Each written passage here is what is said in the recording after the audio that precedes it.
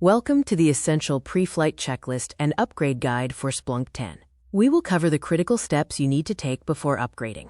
This upgrade is critical due to three major changes. Python 3.9 will break older apps. OpenSSL 3.0 replaces the core cryptographic library. And most critically, your CPU must support AVX instructions, or the upgrade will fail.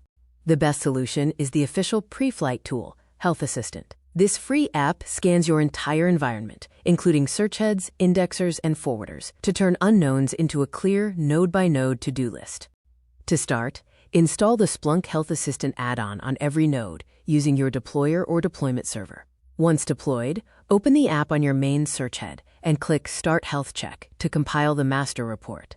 The analysis begins with infrastructure and code. Check for AVX support. If a node fails, you cannot upgrade that hardware. Next, identify apps incompatible with Python 3.9 and either update or remove them. Next, analyze apps in core. Checklist Item 3 checks for app compatibility, flagging old OpenSSL versions that will break. Update these apps or remove them. Item 4 validates the upgrade path in core health, checking for issues like KV store corruption.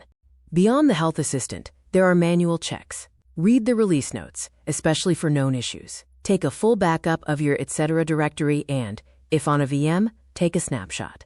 Plan your rollback, as downgrading is not an option. Finally, communicate and schedule a proper maintenance window.